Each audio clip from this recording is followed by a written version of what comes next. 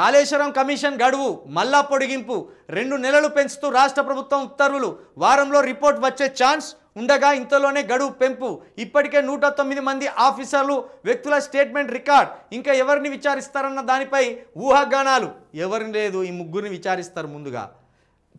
దాదాపు అధికారుల దగ్గర నుంచి అందరి దగ్గర నుంచి వ్యక్తిగతంగా స్టేట్మెంట్ రికార్డ్ చేసి పడేసిండ్రు ఇప్పుడు కేసీఆర్ గారి స్టేట్మెంటు హరీష్ రావు గారి స్టేట్మెంటు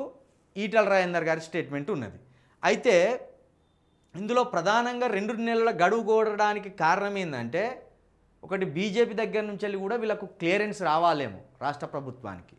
ఎందుకంటే కేసీఆర్ గారిని పట్టుకుంటాము హరీష్ రావు గారిని పట్టుకుంటామంటే అంత ఈజీ అయ్యే పని కాదు కదా కాబట్టి ఈ 2 నెలల పొడిగింపు విషయంలో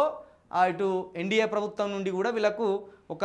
క్లియరెన్స్ ఆర్డర్ రావాలేమో దానికి తోడు ఇప్పుడు ఈటల రాజేందర్ గారు బీజేపీలో ఉన్నారు మరి ఈటల రాజేందర్ గారు ఇప్పుడు అధ్యక్ష పదవి రేసులో కూడా ఉన్నారు మరి అలాంటి వాడిని విచారిస్తే బీజేపీ పరువు పోతుంది ఇక్కడ రాష్ట్రంలో కాబట్టి మరి ఈ దీనిలోకి వెళ్ళి ఈటల రాజేందర్ గారి పేరును తొలగించే అవకాశం కూడా ఉంటుంది 2 నెలల తర్వాత మరి ఆయన పేరు తొలగించినాక హరీష్ రావుని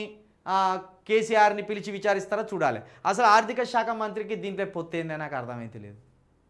ఇప్పుడు ఇంటి పెద్ద ఉంటాడు నాన్న ఇంకా అక్కడ సూట్ కేసులో పైసలు దాచిపెట్టిన బిడ్డ తేపో అని కొడుకుని అడిగిన అనుకో కొడుకు తీసుకొచ్చి ఇవ్వాల్సిందే కదా అయ్యే దాచిపెట్టిన పైసలే అయ్యకిస్తాడు ఇప్పుడు కేసీఆర్ అనేటైనా ఇక్కడ ముఖ్యమంత్రి ఇప్పుడు మన కాళేశ్వరానికి సంబంధించిన బడ్జెట్ కేటాయించండి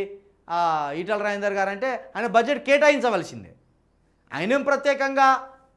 కాళేశ్వరానికి సంబంధించి డిజైన్లు ఇచ్చింది లేదు ఆయన కాళేశ్వరానికి సంబంధించి దొంగ లెక్కలు రాసి ఆయన దండుకున్నది లేదు మరి ఆయన పేరుని ఎందుకు చేర్చిందిలా అంటే ఓ విధంగా ఈటల రాజేందర్ గారికి మరింత చెడు పేరు తీసుకొచ్చేలాగా వార్తలు రాయడం ఇది అసలు ఏ కోణంలో ఈటల రాజేందర్ గారి పేరు అలా చేర్చబడ్డది ఇదొకటి మనకు క్లారిటీ రావాలి కాబట్టి మరి 2 నెలల పొడిగింపుపై ఎందుకు అనేది అది రాష్ట్ర ప్రభుత్వానికే తెలుసు తప్పించి బయట ఇంకా వార్తలు అయితే ఏం లీక్ కాలేదు